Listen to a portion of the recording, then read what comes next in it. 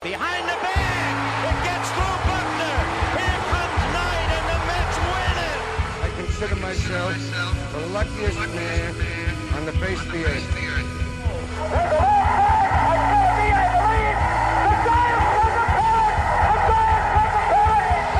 Jeter ends his final game with a walk-off single. Here's the drive to left. That one is long gone.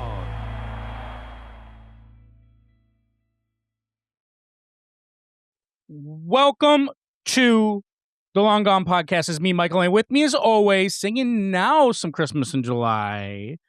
S-Man. What up? Steve Ford. How's it going, man? It's going pretty good. It's going pretty hot, pretty toasty in your neck of the woods. Same here. Yep. With the little Christmas in July action. Yeah, I figured I'd try and bring a little favorite. chill. You Was it your the favorite? tune of my favorite Christmas song. Yeah, The Christmas song, a little Nat King Cole there for you. I fucking love that song, dude. It's a great song. It's a great one. It's a classic. It's hard to find. The album on vinyl is actually a little expensive. I've tried looking for it to add to my Christmas collection, and it's a little pricey. Yeah, I mean, not like Break the Bank pricey, but still, it's still can pricey. be, yeah, $30-$40 usually for one in decent shape. Well, I mean, you got to think too. I mean, not to go off on a little Nat King Cole tangent here, but I mean, you got him, Bing Crosby. While their Christmas stuff was really remembered. I mean, they also had hits outside of the Christmas music For sure. Yeah. So I can see why it would be expensive. Mm-hmm. Yeah, definitely. Well, we'll see you guys next week. All right. I mean, it was. I'm not gonna lie, man. I watched a little bit of the All-Star game while I was at the gym last night. So I had it on because I was on the TV at the gym. So I watched the first 3-4 innings or so while I was working out, and then that was pretty much all the scoring. It was quite the pitching duel. The was a boring AL game. pitchers. Yeah, it was a very boring game. The AL pitchers came to play. Yep. I think the scariest part was when Caminero got hit in the hand.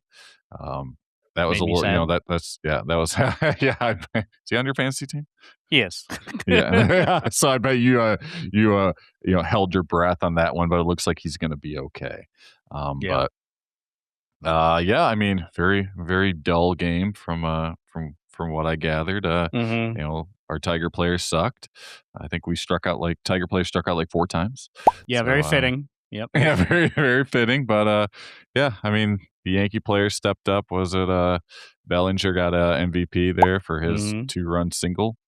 Yep. Ben Rice got in the first 2-run single. That's what did it. All right, cool.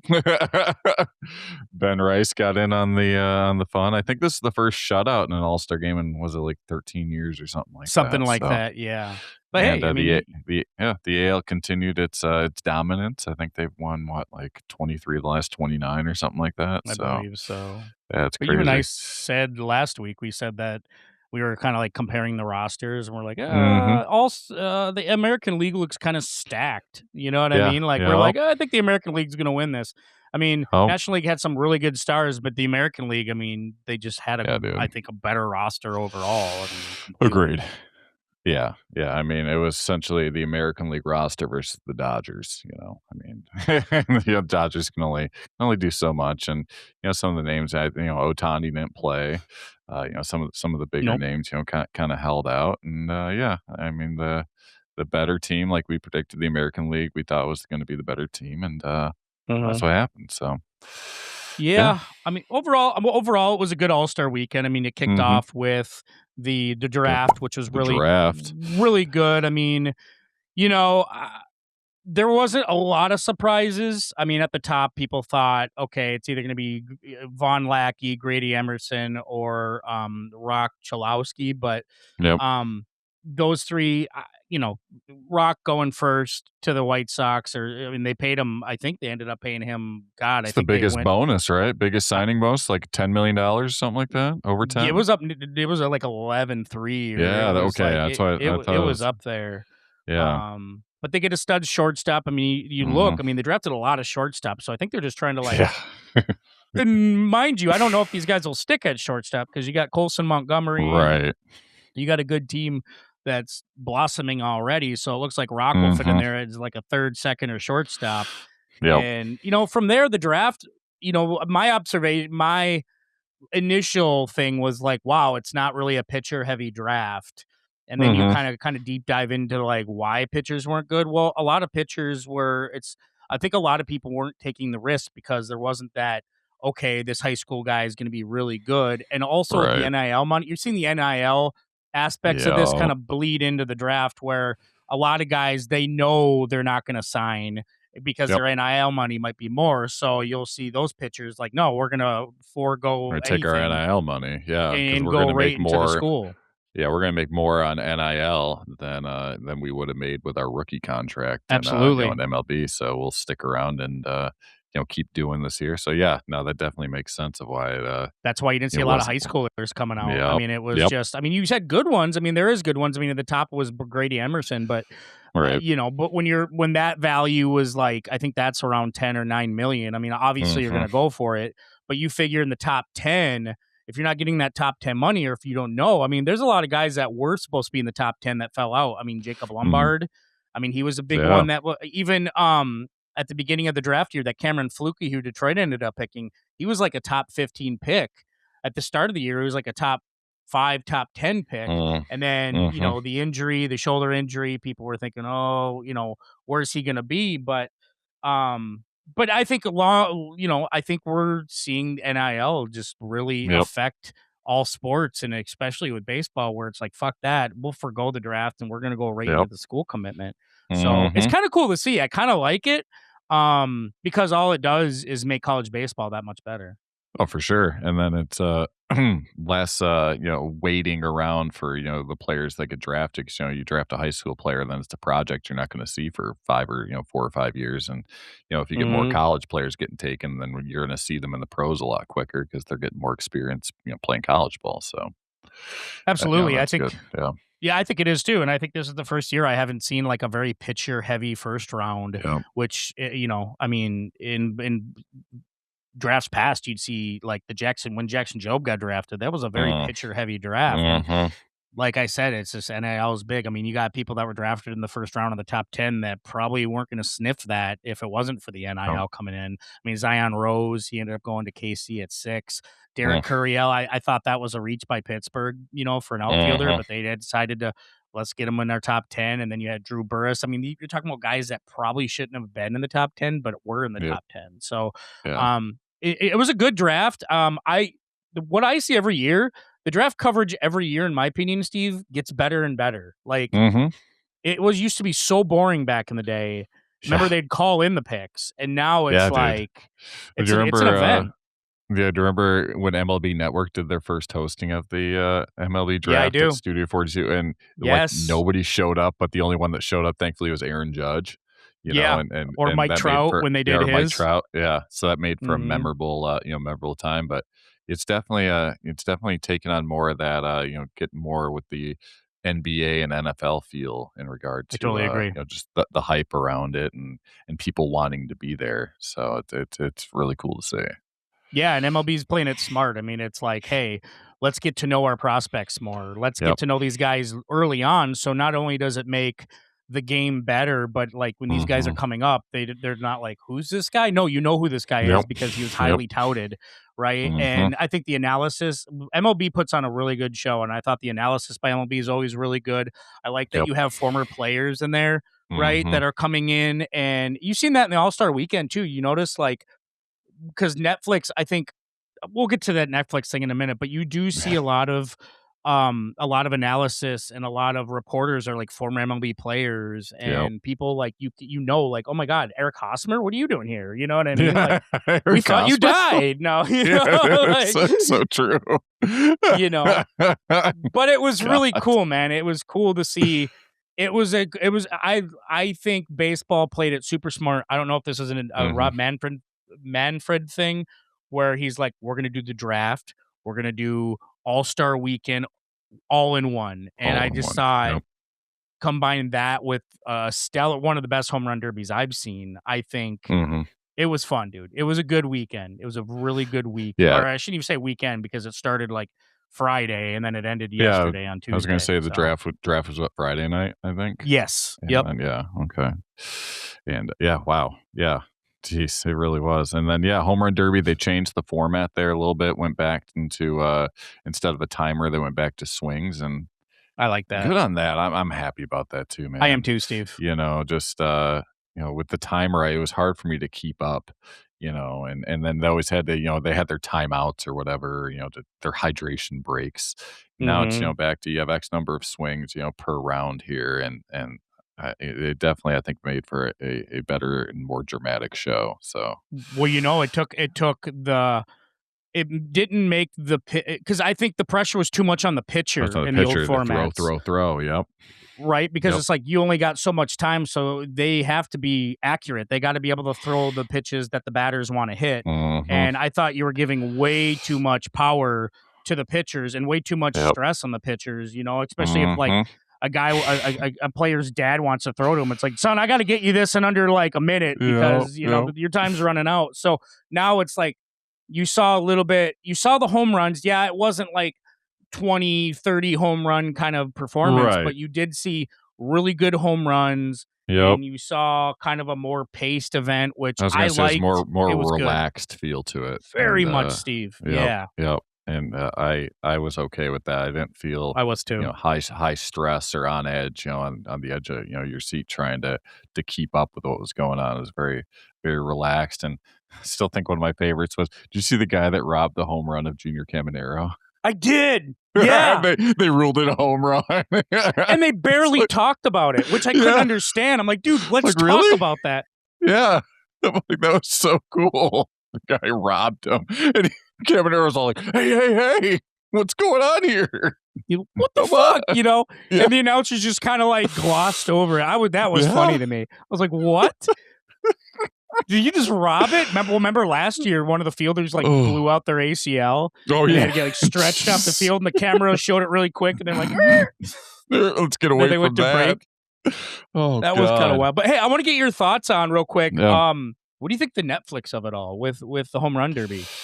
I'm not going to lie. I mean, I wish, part of me, I know we're in an age of streaming and all that. I still wish it would have been, I would have been more apt to tune in if it was on a national network, an ESPN, a Fox or something like that, but I think, Netflix, did a good job, but I mean, I hate to hate to sound like a boomer or anything here, but when I log on to Netflix, I'm over there to watch old episodes of West Wing and stuff. I'm not there to watch the home run derby. I couldn't agree with you more, bro. They did a good job. I mean, we'll see if it continues. I don't know if they have a contract for years to come, but it was interesting. I think did Will Ferrell make an appearance? I remember at some point. I don't know. I feel like that was pretty gimmicky. Okay, yeah. It was, basically, Netflix is smart. They know how to market. So basically, he has a new series coming out. Okay. So they decided him and a couple stars of that series would do the announcements for the, introducing some of the major leaguers, that are going to be the contestants, all in all, good. I thought it was a good presentation, but I'm right with you, bro. I mean, we're kind of in an age now where everything's on streaming, but it kind of bums me out because it's like, what if you're not paying for that streaming service? Yeah. You're basically, it's not free anymore. And I always thought All-Star Game, which is still free, but I always think like you're seeing slowly everything moving over to a paid format. NFL is doing it. Remember, they've tried games there. They're doing, playoff games, on Peacock, and I don't love that. I think the consumer is getting kind of fucked, but obviously the leagues are paying their players more, so it's money almost talks. That's And my dad was just bitching the whole time. He was just like, the greedy get greedier. I'm like, yeah, Dad, you're right, man. Because I totally agree with him. But on the flip side, it's like, what are you going to do? I mean, you're still going to want to watch it. There's not going to be some massive boycott for it. So no. People and I was laughing too. I was like, you're not even paying for Netflix.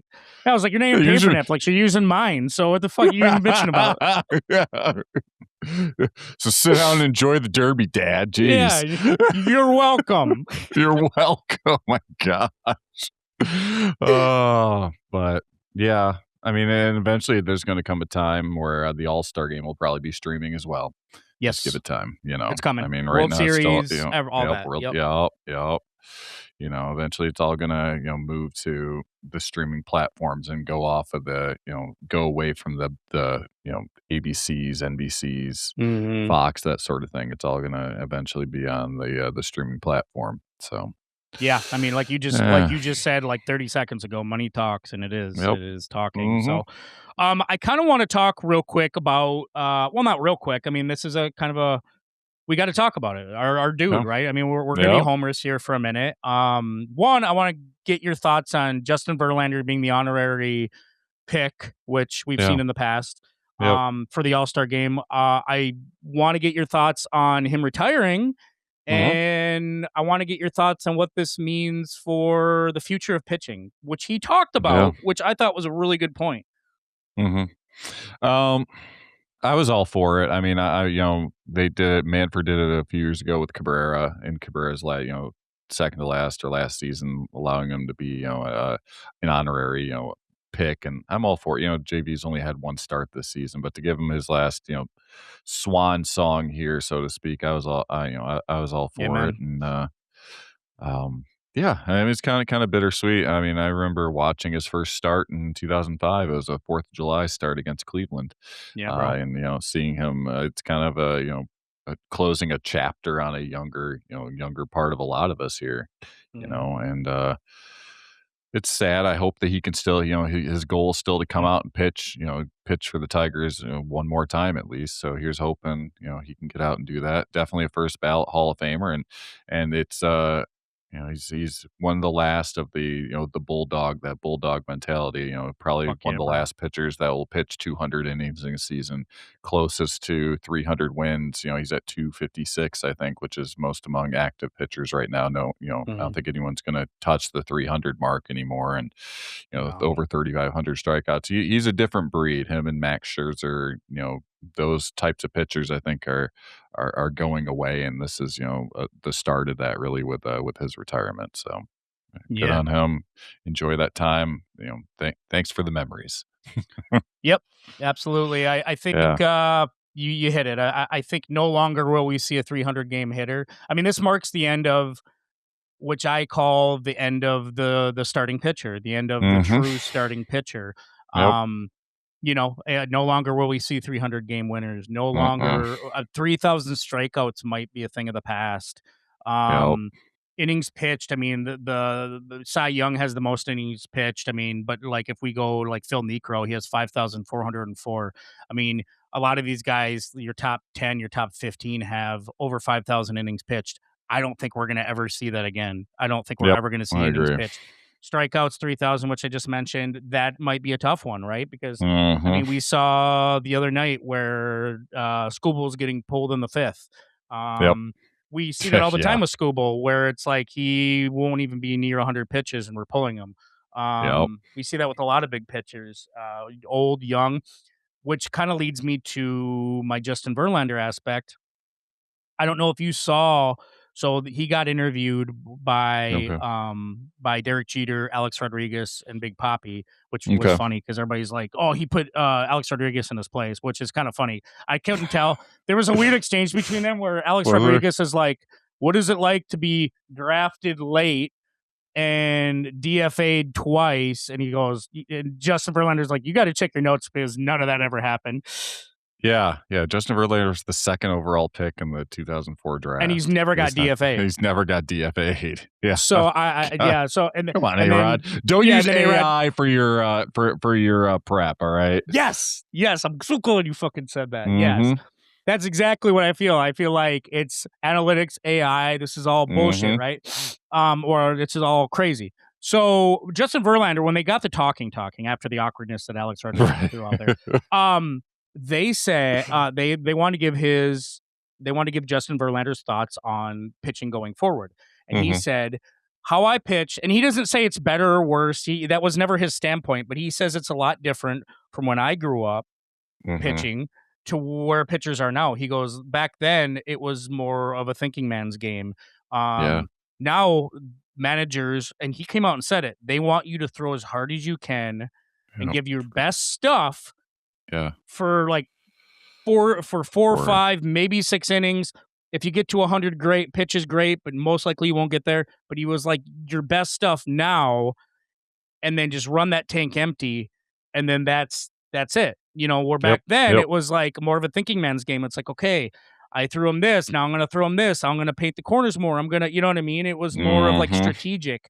And he says it's not really like that anymore. Everything is just throw as hard as you can, which then I automatically assume that too. Well, that's why we're having more Tommy John surgeries than ever, is because everybody's just throwing as hard as they can every single pitch. And that's almost impossible to do.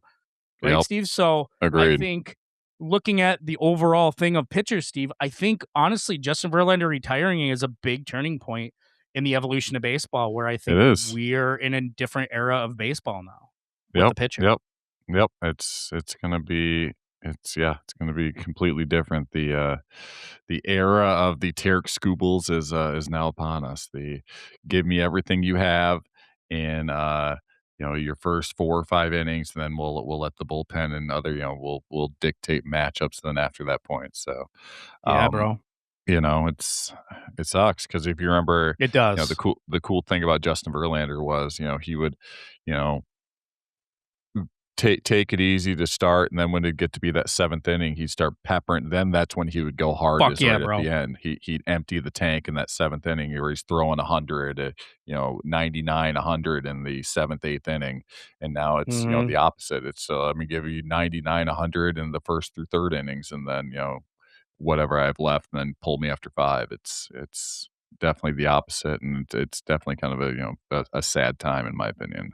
I couldn't agree more, dude. And I'm glad that we're both like agreeing on this, because, we grew up in an age where it was like, we were talking like the way you did, like where certain pitchers would kind of save their stuff for that little final stretch where it's like, okay, man, we need you to complete this game in the 7th and 8th innings. Let's go. And then you just don't have pitchers like that. They're fine giving the ball because they truly are gassed.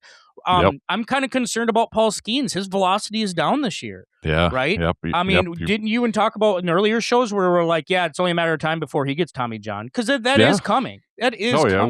It will. He'll, it's been kind of off from the start when he got rocked in his first start of the season. Something, velocity's been down because he's been giving so much those first 2 years there. Yeah, it's just a matter of time before he'll take a year off for Tommy John and then, figure things out and then go back to what he's doing. But yeah, it sucks. I mean, it does. I think he Justin Verlander had 20-something complete games in his career. Now it's like, you don't even get 20-something complete games in a season. You get like 2 or 3, at that. And it's definitely the changing of a guard and a new chapter. Yeah, and like when Justin Verlander first started, remember, you said he had 27 career complete games. Before that, I mean, it was more than that, right? With other pitchers, and it's like that pitchers, that it was most of their starts. Mickey Lola should start like 34 games and complete 28 of them or something like that. Right, dude, right. And we knew and this was all just the game evolving. And it's not saying it's going into a bad place, but with AI, with analytics, I think, you and I have long talked about the eye test. We've asked Doug Glanville. We asked Clint Hurdle. We've asked some of those guys like, hey, when does the eye test matter more than the analytics test, right? And you kind of got to you got to feather it. You got to feather between, feather that pedal on, like, okay, analytics say yes, this, but at the same time, my gut, my eyes aren't lying to me, and they say this. And I think with Justin Verlander, that was an eye test guy. It was like, this dude's, like you just said a couple minutes ago, where you're like, it's like, then he'll give you some of his best stuff in the later innings because he's been saving it, right? And that's so fun. That is so fun. It's like a sprinter in the last gasp to try to give you everything they got. And now it's like, give me everything you got in the first 4 or 5 innings, and then we're going to yank you because we're going to get fresh arms. It's all about the fresh arms, which is, I don't know. I mean, you and I are considered old heads now. Yeah. And we're out of touch now, apparently. We are. You and I are considered old heads, and we're not even old. You know what I mean? So no. And that's why we're Verlander's age. We're Verlander's age, and the dude looks like he's in his 50s. Every time I look at him, I'm like, dude, He looks older than your brothers. Like, I look at him and I'm like, definitely aged better than Justin Verlander. that dude's got some miles on him, dude. Yeah, and you're he just does. thinking, it's like, dude, you got a great looking wife, great looking family. You're living the American dream, and you look like you're easily in your like early to mid 50s, maybe late 50s. What the hell happened? Dude, I know. Yeah. He looks like a president on the last day in office, after 4 or 8 years. Yeah. It's crazy. Got all that. I mean, it's white, peppered gray. It's like, Jesus, and you're not even retired yet. So, no. I mean, look at you. I think you're like Justin Verlander's age, maybe younger. Yeah, by he's a year. He's actually, I think he's only like 5 or 6 months older than I am. And you got less gray hair than he has. Yeah. Let's go. Yeah. So, anyways, like you said, it's definitely getting used to, which leads us into go ahead and trade Skubal, because we don't want to pay $400 or $500 million to somebody who can't complete. Yeah, I'm done. Game. I'm done. You and I talked about this yesterday, and his stupid little things, little things leaked by probably Scott Boras of he's telling his friends he doesn't want to leave. He doesn't want to leave Detroit. Right now he doesn't want to be traded. He wants to finish out the year, and then doing his stupid. Well, it's not my decision, but I still had a lot left in the tank. Just shut up. All right. Yeah, man. You want to talk about having a lot left in the tank. Let's go back to Game 5 of the ALDS when you should have had a lot left in the tank, and you basically asked to be removed, and when the Tigers were 4 innings away from the ALCS. All right. Yep. Go back to a bro. game that actually counts. I don't give a shit about a July game against the Phillies. All right. Fuck yeah, dude. Man. You fucking got me juiced on that. You're so right. Like, we needed him to go more in that game in the ALCS. And he pulled. He didn't do it. He was done. Yep. He was done. I gave him all I got, Skip, but that goes back to throwing everything you have in the first 5 innings. So, yeah, just a bummer overall, man. But I think I'm interested to see how this plays. I don't think the money is where it needs to be for pitchers today, just in terms of, I think it's too much. You're paying pitchers way too much to pitch like nothing. So, yeah. I'm not going to pay $400 million for a guy to pitch every 5th day and only pitch 5 innings a game. All right? Yep. Sit down. Bye. Sit down. Fuck yeah. I'm sure someone's going to pay him. Just, I'm good. I'm good on the Tigers not paying him. All right. I am too, especially because we have other people coming up who there's other people. I feel like, and it's not like Tarik Skubal's even had a great year. Yeah. The Tigers. I thought I saw a stat. The Tigers are like 11-13. It's like some weird stat. They're like under 500 in his starts this year. Yeah. So it's not like in the past couple of years where they'd win pretty much every start, that he was in. It's almost an automatic victory. It hasn't been that way this year. Nope. And they've had other people step up. They've had your Troy Meltons step up, your Cater Monteros. Hell, even Jack Flaherty's looked good the last 4 starts or something. He's even pitching better, and and Valdez has gotten better. You got him locked up for a while. So you know what? Kick rocks. You got other people in place. Yeah. See if you can sign Casey Mize to a team friendly deal, and then just move on. Yep. I'm right with you, Steve. I think that'd be the best thing. We like Skubal. Thank you for everything you did. But thanks. And we will be talking about when he does get when he does get traded, we'll talk about it. But at the same time, bye. I mean, it is what it is. So we're saying that's a good note to end on. What do you say we hear from our sponsors before we get into today's game? Let's do it. Whether you're a casual collector or a seasoned card enthusiast, the Penny Sleever is your one-stop shop for all your card protection needs. They carry everything from classic regular sleeves and versatile top loaders in multiple thicknesses, 35-point, 55-point, 75-point, 100-point, and beyond, to premium magnetic card holders and specially graded card sleeves perfect for PSA and SGC slabs. Need resealable bags, team bags, vintage sleeves, or colored top loaders? They have over 71 products in stock, all priced to help you build and protect your collection without breaking the bank. And now they're offering an exclusive promotion just for you. First-time buyers can get 10% off their entire order with promo code LONGGONE. Just visit thepennysleever.com and use that code at checkout. Don't let your valuable cards go unprotected. Shop the Penny Sleever today and see why collectors trust them with their most prized possessions. The Penny Sleever. Premium protection, penny pinching prices. Hell yeah, bro. Oh, that's good stuff. Got my mug. You got your bumpers. You got your, all sorts of good Silicone. stuff there at Penny Sleever there. Great people. Great Absolutely. product. They sell wide variety of anything you need for your collection. You want to protect that collection. You want to protect that investment, and you'll protect it with Penny Sleever. Affordable shipping too. Anything between up to $59. That's $7 flat ship rate. Anything more than that, they'll ship it for free. So this economy where you're pinching pennies, Penny Sleever's got you covered there. They're good people. Like we always like to say, they are the condom for your collection right there. So. Couldn't have said it better myself. Condom for your collection. I went on a little bit of a spending spree over the weekend with my nephew. My nephew, he's getting into cards. He's into cards the last year. That's great. Yeah. And the thing he told me, he goes, I want some of those magnetic card holders, right? The magnetic card holders. And he goes, can you get me some of those? He goes, can you buy a card that has some of those? And I'm like, dude, you could just go off of, I was like, oh, do you know Penny Sleever? He goes, what are you talking about? And I showed him. He goes, I love those magnetic because I can just swap in and out fast. Yeah. And I said, and I don't have to bend my cards. I can just place it in and pop it in. Yep. And, we're talking about an 11-year-old. You know what I mean? That's great. Yeah. I was watching on one of the sites, social media sites. It was basically performing surgery. They had to take a card out. It was a Mickey Mantle rookie. 52 tops. They had to take it out of an old school screw-in case and try and extract the card from there to get it in one of the magnetic ones so that they can send off the PSA and get graded. Yeah.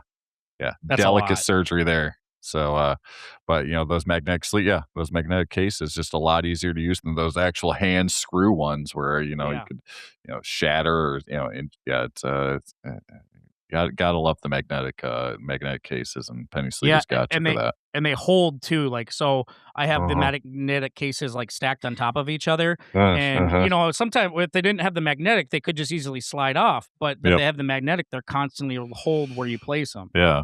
That's always, Penny Sleever has those. They'll hook you up. They're definitely the condom for your collection. I'm telling you, he needs that saying. He needs that promo. Yeah, patent that one. They need to patent. Got to, dude. Got to. Telling you. Well, speaking of, Penny Sleever is good. They got you covered here. Let's go to the good and the bad of the first half. Teams that are that did well and teams that suck massive amounts of ass. Steve and I we took 3 good teams. We took 3 bad teams, and we're going to do grades on them. The ones that we don't talk about doesn't mean they don't matter, but these are what teams that we do this first half grades all the time. Instead of going through, I think our first year, I kind of looked back. I think we did give a grade, but we did the speed round where it was, okay, Braves, just rattle them off. Mets, and it was that was a lot, and that was a lot to remember. So I think we just transitioned it to be okay, let's just stick 3 of good and bad. How do you want to do this, man? So you got 3 good and you got 3 bad grades. Do you want to go one grade, or do you want to just rattle off your good and then I rattle off my good? Well, let's do tit for tat there. We'll just go back and forth on it. Okay. I'll lead things off with my good, and I'm going to go with the team that we weren't expecting much out of, and that's the St. Louis Cardinals. Fuck yeah, dude. Hey, they obviously had a good All-Star time with Jordan Walker winning home run derby, becoming the first Cardinal. Surprisingly, you had Pujols in home run derby, but he's the first Cardinal to win a home run derby. But just the team as a whole is definitely, we thought they'd take a step back. They traded off Arenado, finally, made that shift from Arenado and Goldschmidt into a different direction with the younger people. And guess what? They've parlayed that into a 50-45 record. They're in the midst of in the meat of a wild card berth here, and it's all with these younger players. I talked about Jordan Walker. He's finally coming into his home in his own at age 24 here. Leading the league in RBIs at 74. You got JJ Weatherholt is having a solid season as well. Mason Wynn, they're doing it offensively, and they're doing their pitching, starting pitching has been pretty solid too. And a solid bullpen, and they're making a push for the playoffs. So my first team, I'm going with the Cardinals. I'm giving them an A- for the first half of the season. So That's Cards. A good pick, man. Yeah, go Cards all the way.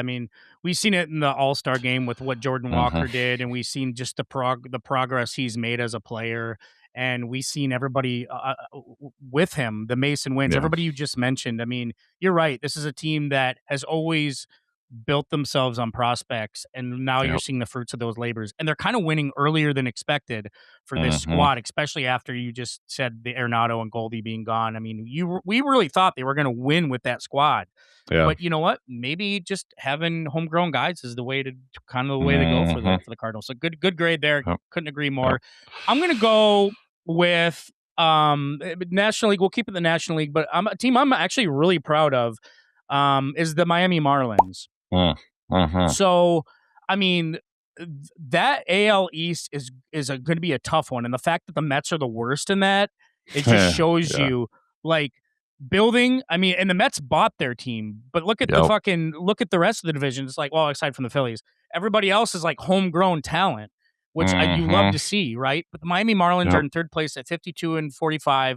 And they're having a dynamic year. Pitching is good. Offense is good. Sandy Alcantara, nobody's really talking much about him. He didn't really make the All-Star game, but he's still pitching under 4 ERA. He's leading his team with 10 wins.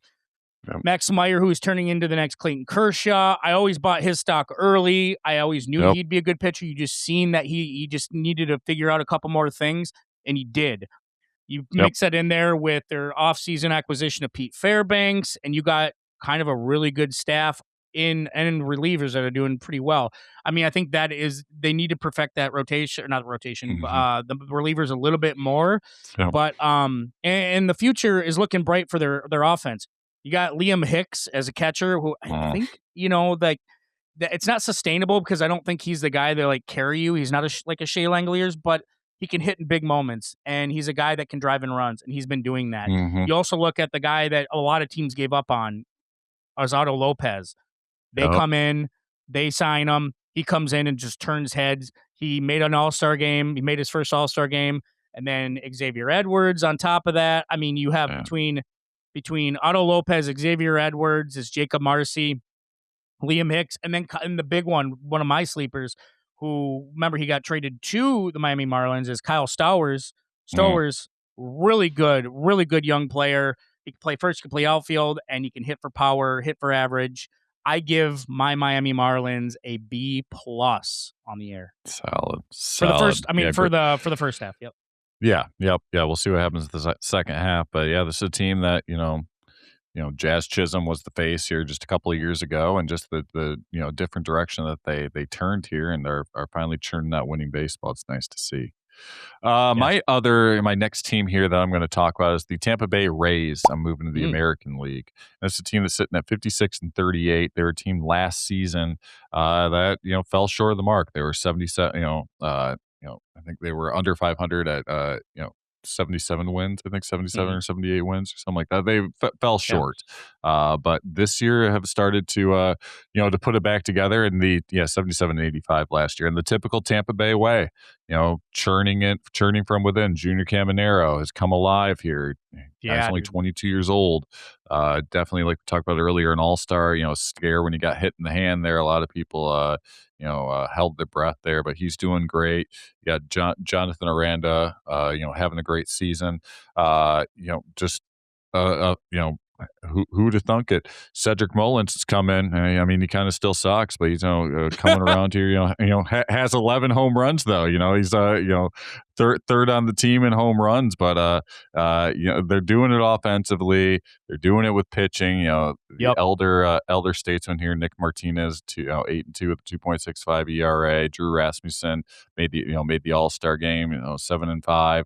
They're doing it in their bullpen with Brian Baker, their closer here, made an All-Star team as well. Already has 25 saves on the season. So they're doing it the Rays way, developing from within, pitching with some offense. So Tampa Bay Rays, coming off, especially the debacle of last season. I got the Tampa Bay Rays. I gave them an A so far for the first half.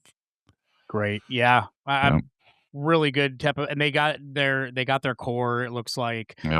This is a team that you and I have always talked about. Their prospects are leading, and they were never like a bought-in team where it was like, right, we're going to buy stars. No. I mean, it's built within, and they do a really good job at drafting and developing. My good is the Washington Nationals, man. Listen, they're not 500, but they've been floating with 500 all year. Sometimes they've been over 500, then it'll be less. I mean, they've been kind of back and forth a lot, but we know the core of this team, and it's looking very reminiscent to when the Astros sucked and then they pushed forward, right? I mean, Luis Garcia Jr. is like this team's Altuve, and he was there before these guys came. And with the team of you had James Wood and CJ Abrams, I mean, this team is taking off. I mean, pitching's a little bit on a weak point for them, but they have some guys that they're building from, the Foster Griffin, the Cade Cavalli. That's a team that still needs a bullpen. It's a team that still needs some more rotation guys, but it's not, but I like the direction this team is headed in, and they have their core finally with James Wood, CJ Abrams, Luis Garcia Jr. And you hope Dylan Cruz helps that. Right now, he's just having a real tough time staying with the club. I mean, he's a former first round pick, number 2, I believe, a few years ago. And you kind of hope he breaks it, but there's so many good prospects in that organization. I will give them their first half a B+ as well. I think there's a lot to work on there. I can't really give them an A because they're not 500, but I love the direction they're going in. They're not last for once in the AL East or in the NL East, and they finally you see the direction. You see it. It's like okay. This is your core. I mean, James Wood is just an amazing star right now, and he's super young. Go Nats, B+. Yeah, and they've turned it around quickly too. People forget they won the World Series in 2019, so to completely dismantle that team for the most part, and then just develop again from within and be in contention now. It's something great to see. So yeah, good on the Nats there. My third team for good, I'm going with the Atlanta Braves. This is a team that came off of last season where they won a whopping 76 games. They're 10 games under 500. Injuries rattled them, and so much so that they decided to go in a different direction managerial wise, and they hired Walt Weiss. And I was a lot of those people. I was like, Walt Weiss, really? I wasn't keen on the pick, but they parlayed that into a 55-40 record. They're doing it offensively. Drake Baldwin's been fantastic. They got their trio of all-stars on the offensive side with Drake Baldwin, Matt Olson, and Ozzie Albies. Ozzie Albies has been healthy, and hitting 267, 14 home runs, 51 RBIs. And you're doing it for the most part here without Ronald Acuna Jr. The guy's only appeared in 53 games this season. His average is, dipped to 251, only 7 home runs. So, you're doing it without him, and, your other players are stepping up. Your Michael Harris II, your Austin Riley's playing, outside of his average. He's playing well here. Mauricio Dubon, you're doing it pitching. I swear, Chris Sale, every time you think he's dead, he summons himself and made the All-Star team again this year, 9-6 with an ERA a smidge over 2. And you got a closer in Raciel Iglesias, another All-Star there, is having a great season. So you're doing it with your pitching. You're getting the offense there as well, and Walt Weiss is doing a fantastic job in his first year as manager of the Braves. So I gave the Atlanta Braves, actually gave them an A- for the first half. So the Atlanta Braves are my third good team for my choice. Fuck yeah, dude. Yeah. I mean, night and day difference from last year. They finally right. I mean, they finally figured it out. Yeah, I mean, this is low-hanging fruit, but I'm going with the White Sox. No surprise there. Yeah, I mean, I'll give my grade right away is an A.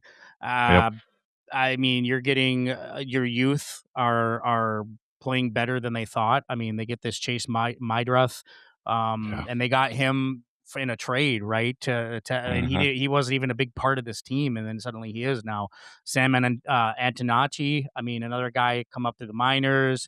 But then you're getting Miguel Vargas, who was basically cast away from the Los Angeles Dodgers in a trade where you're like, oh, that sucks, dude. Like, you got to go to the White Sox. Well, now he's like a fucking cornerstone on that team, and he makes the fucking All-Star game. I think he hit a home run last night. I'm really proud of this team, man. I mean, when we were talking to Therese E., remember, back in a couple months back, where we were talking about the just kind of like where the White Sox are, and we were kind of bagging on the White Sox, and he was bagging on his White Sox. And the funny thing is, little did we know that this team would actually be really good. And I always see I see him in his crew. They're just, I mean, they're in a maze. They're happy, and I'm happy for them, because this is a really put together White Sox team who are winning way sooner than anybody thought they'd be winning. And I mean, no longer are you relying on people like Andrew Benintendi or the ghost of Yo Moncada, who's now with the Angels, and some of those guys. I mean, you bring in guys, Murakami's in there now, and he's the Southside Samurai is like at the forefront of this team. Tristan Peters, it's like, who are these guys? And they're coming, they're playing great baseball, man. They're playing really good baseball. I don't think they have the pitching staff to carry them. Through I could be eating my words here in the next few months, but I don't think they have a pitching staff that's going to carry them through to playoff wins. But it's a good. I mean, I thought the Sir Anthony Dominguez signing in the offseason was beautiful. But then this guy stepped up. Davis Martin, Sean Burke. I mean, these guys stepped up in the rotation. So I think they're for a first half team. Chef's kiss, man. All the way for the White Sox. Yeah. Hopefully we don't just jinx them. Yeah, hopefully not. Hopefully not. Actually, you know what? For a Tiger standpoint, let's hope we jinx them. Then we can make our comeback and go take first place. Yeah. All right. That'd be great. Exactly. Let's turn from the good to the bad, and I'm going to lead off my bad with this piece of turd. A team that was just within a few outs of winning the World Series last year, and now they're not even really, sniffing the fart of a playoff right there, sitting at 45 and 51, 12 games out of first in the East. Obviously since the AL is such a dumpster fire, they're still, kind of in contention for the wild card, but this isn't what I expect out of this team. That's the Toronto Blue Jays. Like I said, defending American League champions, losing Bo Bichette must have, really did it to them, because this team is just, not living up to the standards of a defending American League champion. Vlad's having a career worst in a lot of categories, hitting 262. He only has 6 home runs here at the All-Star break, 41 RBIs. I don't know what's going on there. He really must be missing Bo Bichette. I'm just looking up and down the board. This team outside of Okamoto, this team's just lacking power. There's no one else with double digits, for home runs. So this team doesn't have the power, not really driving in the runs. The averages, for the most part, been sus. Pitching has been, pretty bad too, outside of Dylan Cease, who's 6-4 with a 2.56 ERA. A lot of your other pitchers are pushing over 4, over 5 for, Patrick Corbin. He's 3-4 with a 5.07 ERA. So this team isn't hitting. They're not pitching. Outside of Varland and their bullpen pretty much blows too. So I got the Toronto Blue Jays. I have them at a D+ for the first half. So that's my first bad team. Unfortunately, right? I mean, it's a team coming off a World Series bid, and they just I mean, it's I think I don't know if it was payroll shedding, because I mean they do have Okamoto's doing pretty good. I mean, they have some really good pieces there, but I just don't. I mean, if Vlad's not hitting, then the rest of the team. I mean, he's the leader, and if he's not doing much, then it's really tough. Agreed. I'm gonna go with Mets. I mean, low hanging fruit again. I'm gonna go F-, which is the lowest of low. I mean, they're the worst in the NL Central. You're talking about a team that pitching's not great, hitting's not great, nothing's great on this team. I mean, you got some bright spots. Bo Bichette started slow, is coming back.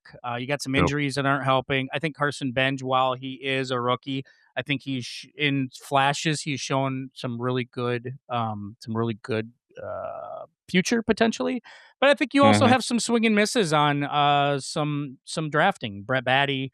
What's going on with Alvarez? What's going on with some of these guys? But I think this is a team that went all in. This is why teams who you wish would go all in, you're like, why aren't the Tigers go all in, or why aren't the Pirates going all in? You got pieces. This is what they fear. They fear you go all in and you start buying pieces, and then those pieces aren't performing. Then it's basically you're on hook for the fucking tab, and you're not getting drunk, right? If you know what I mean, you're not having fun. So this is what scares teams from spending this kind of money. And to me, it's a very much overestimating or underestimating the value of some of these players. I could have told you that certain players just aren't worth the money. Juan Soto, yes, maybe worth the money, but is it, but then do you sacrifice not paying pitchers? Yeah. Now you're going to have Norman McLean, who you're going to end up having to pay down the line. Can you afford him? Right? Yep. You put all this money into other pieces that are just not panning out. Bo Bichette's working now, right? But how about what you played Lindor? Lindor not having the kind of seasons he's had in the past. And I don't know, man. Like, you just have a team lost. And I think they got to really kind of get back to drafting and developing, even with the money you spent. So, yeah, Mets so far, F-. Yeah, it can't go much lower than that. It's pretty bad. My next team that I went with is actually the San Francisco Giants. I know Buster Posey's trying to, do his work here, but this is another subpar season for a team that has a pretty high payroll. He went all in on Willie Adames here a couple of years ago, and he's getting you to the tune of 230, 15 home runs, 37 RBIs. You're on the hook for Rafael Devers, who is solid. He's your leading, tied for your leading home run hitter at 19 home runs. He has 52 RBIs, but outside of Devers, Adames, and some Casey Schmidt's been doing pretty well. You don't have much offensively. You got a bunch of guys that are hitting 4 or 5 home runs.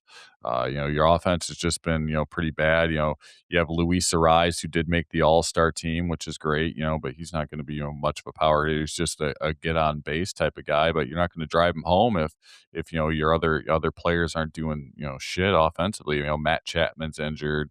You have your endless rotation of catchers. Hell, even Eric Haas is on this team inactive right now. That's really saying something for for your catching spot right now in San Francisco, and your starting rotation just hasn't been that good either. Top of the top of the rotation with Robbie Ray and Logan Webb have been okay, but then you got other people that are ERAs over 5, very similar to Toronto, and your bullpen's pretty shitty too. So we'll see. You got a lot of money tied up into a few players here for San Francisco, but it's definitely not panning out, how I expect it to be. So I have the Giants at a D. So there we go. Yeah.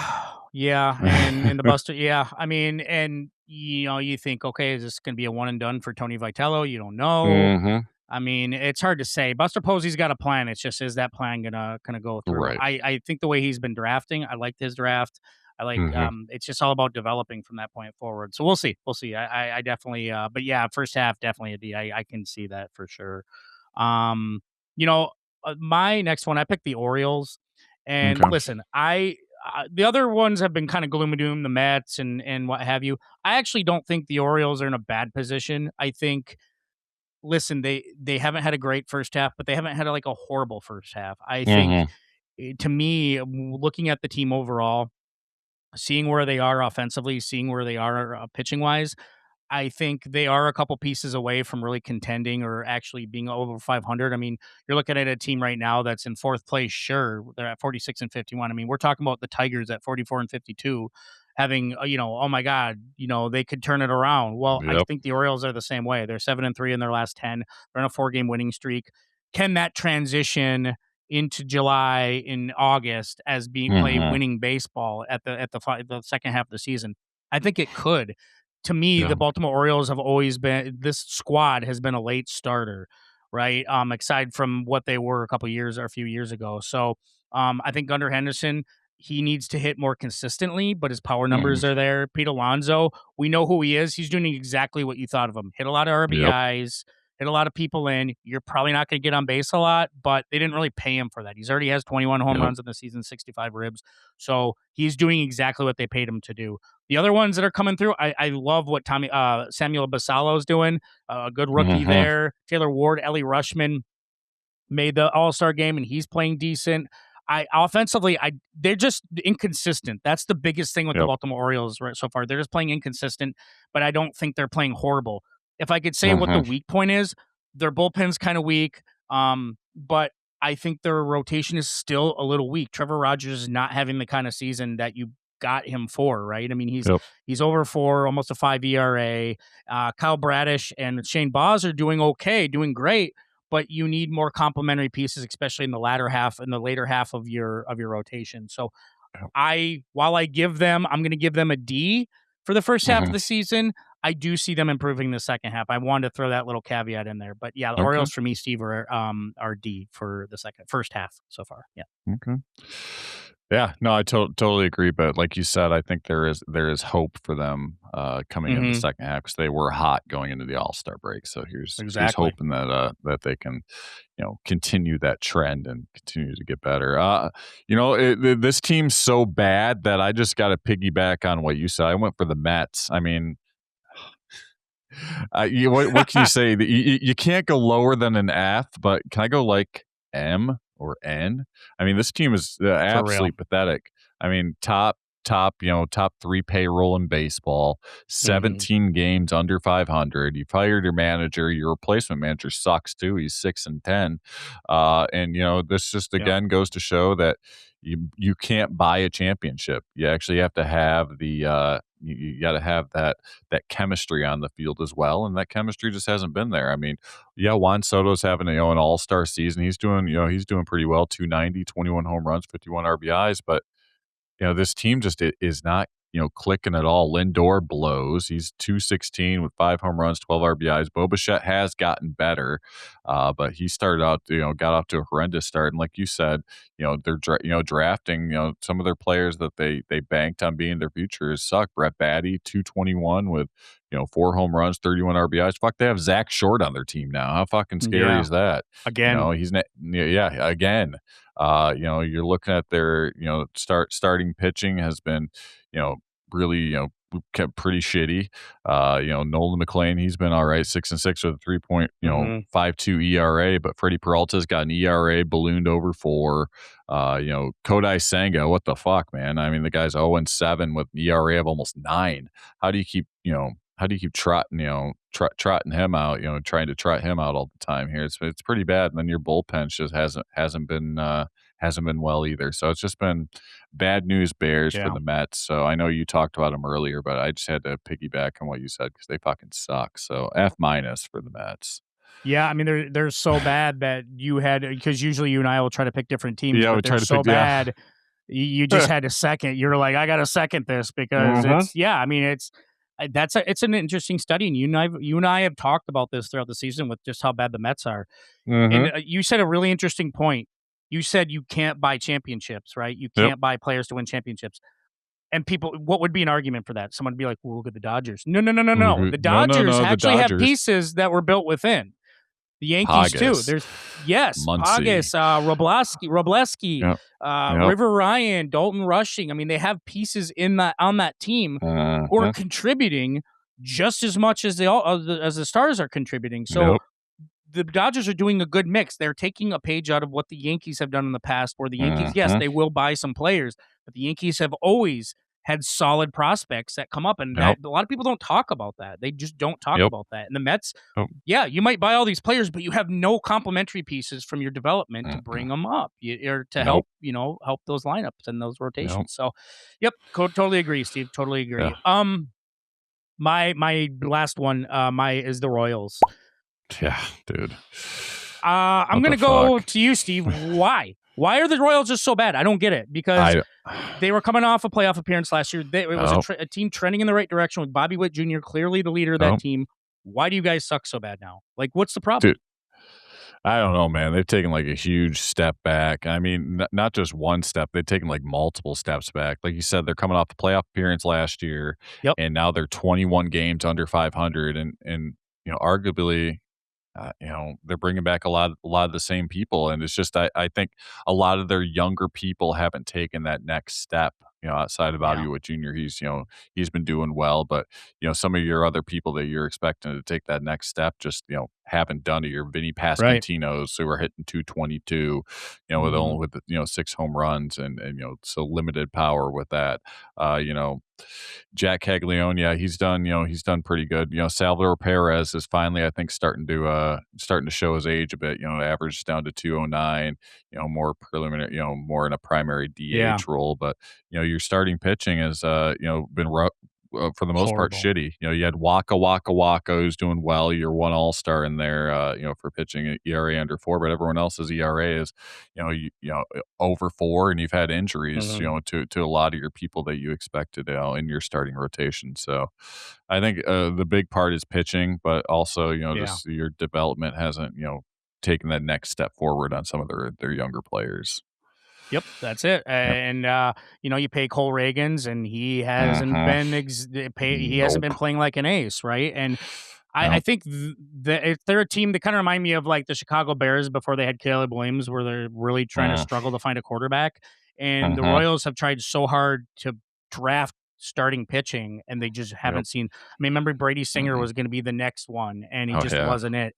And they're still struggling. They just don't have that in their system, and that's drafting and developing, and they just don't have that. It just hasn't been good for them. And I think if they perfected that pitching, I think it will complement the offense that much more.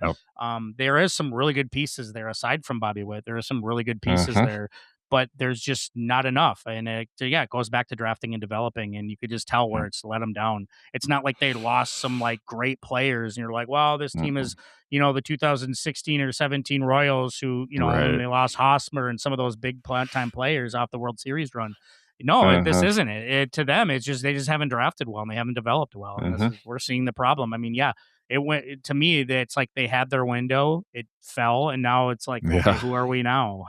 So it's a scary place to be if you're the Royals, and for that, I give them a D- for the first half. Oof, ouch. Yeah. Well, that's fun. It always is. It's always good to do our check-in and our report cards. And moral of this one: the Mets really blow. Right, that's the biggest one, dude. The Mets are just abysmal. Abysmally bad. Well, with that, shall we head on over to Fantasy Factory? Yeah, let's do it. All right. Well, we have 2 trades for our yeah or nah this week. Okay. Some analyzing we can do here. So the first trade I came across, whether you're going to give it the yeah or nah as being the commissioner here, Mike Trout, CJ Abrams, and Kyle Harrison. This guy went big for Or no, I'm sorry. And Kyle. Okay, so Mike Trout, C.J. Abrams, and Kyle Harrison for Paul Skeens. Is that a yeah or nah? I'm going to go nah on this one, only because those are 3 quality players. Obviously, Abrams is having a solid year this year. Mike Trout, not Mike Trout-esque, but still made the All-Star team. Kyle Harrison's been doing good, but Paul Skeens just hasn't been. We talked about earlier in the show the Paul Skeens that we've seen in the past. So I think you're giving up too much there to get a pitcher that hasn't been as advertised. So I'm going to go nah on this one. Okay, yeah, it's a lot, giving up a lot, especially with C.J. Abrams, who's having a killer year, and Kyle Harrison before the injury. Yep, yeah, for sure. Second one, Alec Burleson, Michael Harris II for Jackson Chourio, yeah or nah? I'm going to go yeah on this one. These are 2 quality players in Burleson and Harris II, and then Jackson Chourio is just in return you get Jackson Chourio, who is a blossoming young player here, is doing very well. So I think it's balanced to get 2 solid players for a really, really good player in Chourio. So I'm going to go with a yeah on this one. Nice. Yeah. All right. Well, got 1 nah and 1 yeah. There we go. Well, since you're in first place, I'm sure your word is going to mean a lot to our fantasy listeners. So with that, are you ready to help them with some starter sit? Let's do it. Let's cue the music. All right. Who are we starting? Casey Schmidt or Ernie Clement? Ernie Clement. Jonathan Aranda or Ryan O'Hearn, first base? Jonathan Aranda. Anthony Pagas or Eloy Ramos, outfield? Go Pagas. Alejandro Kirk or Logan O'Hoppe? Logan O'Hoppe. Kazuma Okamoto or Isaac Paredes, third base? Okamoto. Nick Gonzalez or Colt Keith, second? Nick Gonzalez. Xavier Edwards or Mason Wynn, short? Xavier Edwards. Sal Frelick or Lars Nootbaar, outfield? Sal Frelick. Freddie Freeman or Vlad Jr.? Freddie Freeman. Gunnar Henderson or Kevin McGonigal, infield? Kevin McGonigal. Mikael Garcia or Novi Marte, third base? Novi Marte. Spencer Torkelson or Josh Naylor? Spencer Torkelson. Bryce Terang or Ozzie Albies, second base? Ozzie Albies. And rounding it out, Alec Baum or Miguel Vargas, third base? Let's go Miguel Vargas. What do we got for waiver wire? So it's a little difficult waiver wire since it's All-Star break. So there's not too much movement on the waiver wire because there's really no games going on. So, but 3 players I've been looking at this week here on the waiver wire would be Zach Thornton for the Mets. He's up 11% Yahoo leagues. Yeah, I know we just trashed the Mets, but Thornton's been doing good. He's pitched 7 innings last week, striking out 5 and not allowing a run. Second would be Ezekiel Duran for Texas. If you're doing Yahoo league, the guy plays like 5 positions that you can plug him in. So he's up 5% in Yahoo leagues, hit 297 the last 2 weeks with 4 dingers and 9 RBIs. And then third would be Kyle Karros of Colorado. He's up 4% in Yahoo leagues. He hit 300 last week with 2 home runs and 4 RBIs. Those are 3 players I'm looking at this week on the waiver wire. Nice. Yeah. Well, with that, shall we head on over Collection Corner? Let's do it. All right. Yeah. You don't need to be a serious collector to get into cards. Market Movers makes it simple. Just take a picture of any card and instantly see its value, sales history, and add it to your collection. With data from millions of transactions across all major marketplaces, you can trust what you're seeing. You can track your collection, follow your favorite players, and better understand the card market. Plus, members get monthly giveaways, a weekly newsletter, and invites to live events. Use code GONE20 for 2 weeks free. Then 20% off for life at marketmoversapp.com. All right, this week, easy one. I know you're going to get it. I can just say one word, you know, get it, but I'll flirt with it a little bit here. Okay. So in my Market Movers card, I picked a rookie card, but a rookie. Okay. Yeah, but this guy who's looking pretty old now. I mentioned that to my dad the other day. I'm like, man, he's looking pretty old. That's it. No. Yeah, that's it. Good luck. All right. Statistics: 276 average, 3,184 hits, 431 home runs, 1,695 runs batted in. Classic. First ballot Hall of Famer in 2007 with 98.5% of the vote. Should have been unanimous. I don't know why it went to that. 19-time All-Star, World Series champion, AL MVP 2 times, 2-time Gold Glove Award winner, which I was shocked to see that it was only twice. 8-time Silver Slugger Award winner. And you know what? He comes from a big baseball family. Played his entire career with one team, which was a span from 1981 to 2001.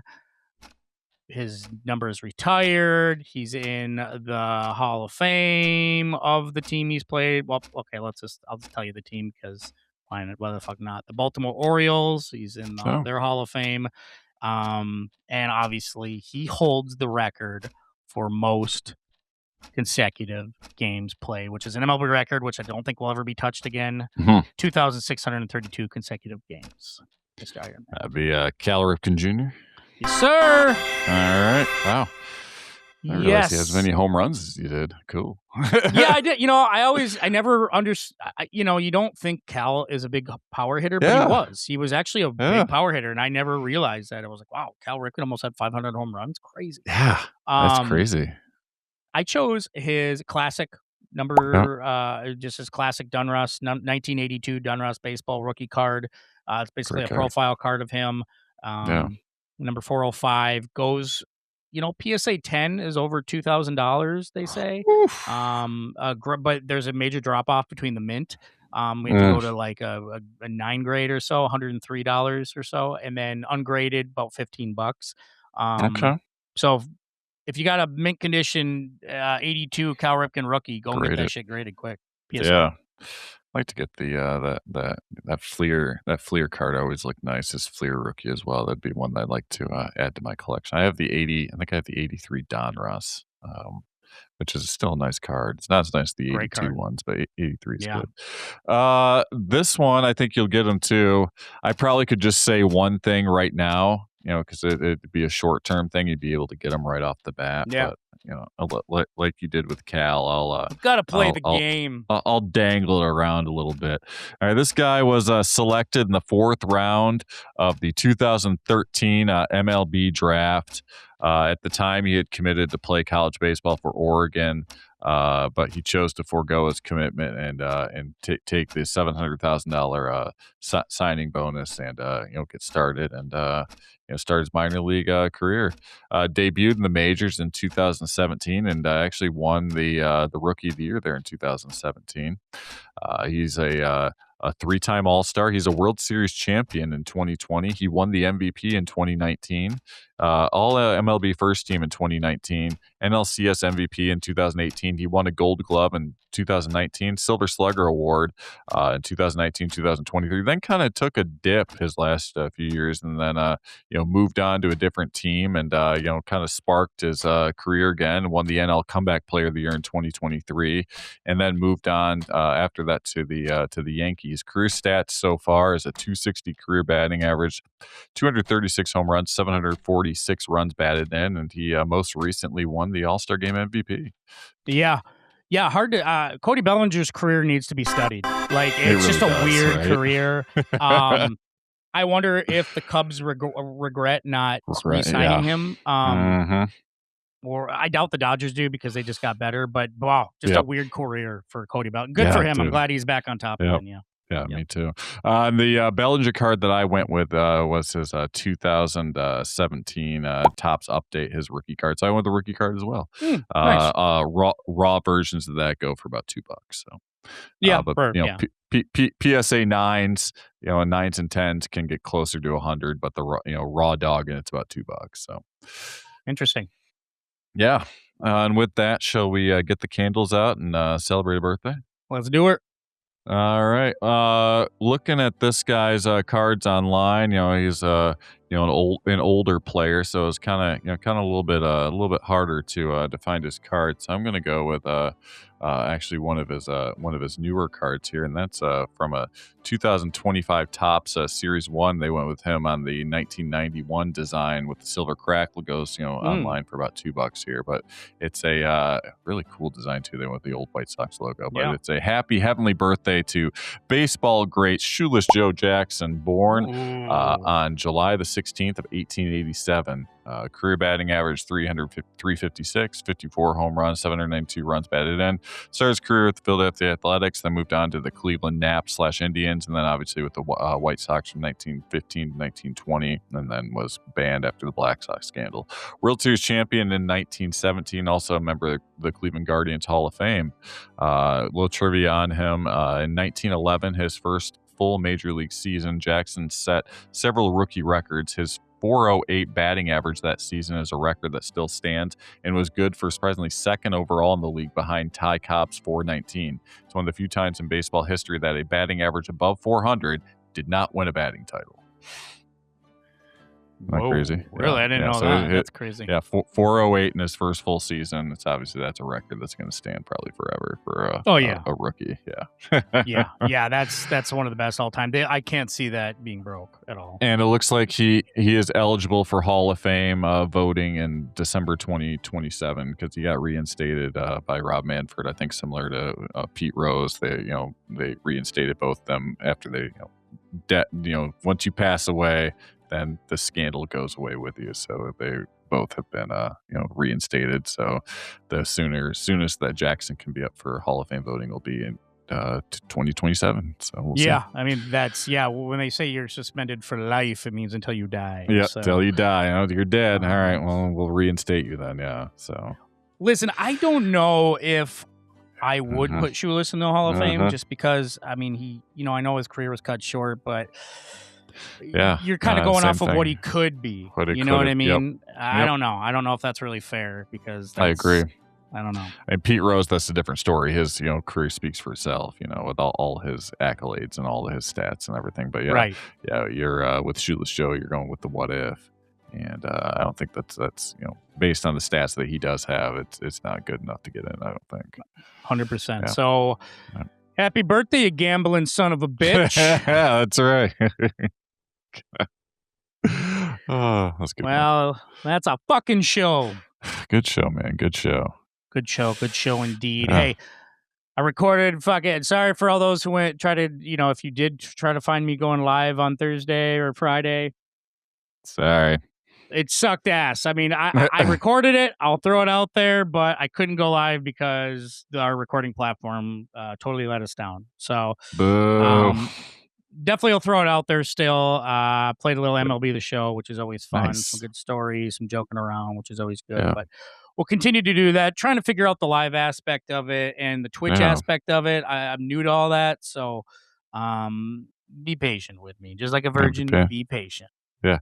And if any gamers out there have any tips, shoot us a message here. To help us out with that. It'd be dope. Yeah, absolutely. So I can kind of roll with it. But guys, thanks all for listening. Thank you for going on Underdog. But also give our local or our channel a shout. Watch it there and subscribe, please. like it, unsubscribe, resubscribe. Helps the algorithm, which Mm-hmm. I do not understand the algorithm because it's fucking crazy. I don't either. You're at the top of your game and people are seeing your content and then they don't see it for a while. Yeah, the and algorithm then they start seeing it again. It's weird. Yeah, it's so fucking weird, dude. Mhm. When we first went on, I remember when our I think when we first signed with Market Movers, and we were doing some stuff different in our show. I think at the beginning of the year. I mean, there were people like that would see the show, like people like that are like famous I'd see like they would message like people that I know or they'd like it, they'd throw up a like on my Instagram or whatever, and then you're like, oh my god, and then all of a sudden it just kind of dies out, and it's like, what the fuck? So it came across. Then I'd ask friends and stuff. They're like, oh yeah, I'd see like your show on the reels or I'd see this, and all of a sudden I don't see it anymore. So the algorithm's like weird, dude. Like weird. I think it accepts new people, just to get their shit out there, and then they expect. It's like a drug dealer; they give you a taste. Yes, and be like, yes, yep, and then it's just all about consistency, and just you got to keep putting it out there, and hopefully, eventually, it'll continue to cycle itself back in. That's the key. It's just being consistent and doing better, and we're going to keep doing better for you guys. But in the meantime, guys, thank you so much for listening. Make sure to go to Long Gone the Podcast on our YouTube channel and just keep following our shit, man. But in the meantime, have a great week. Me and Steve will catch you guys all next week. Deuces.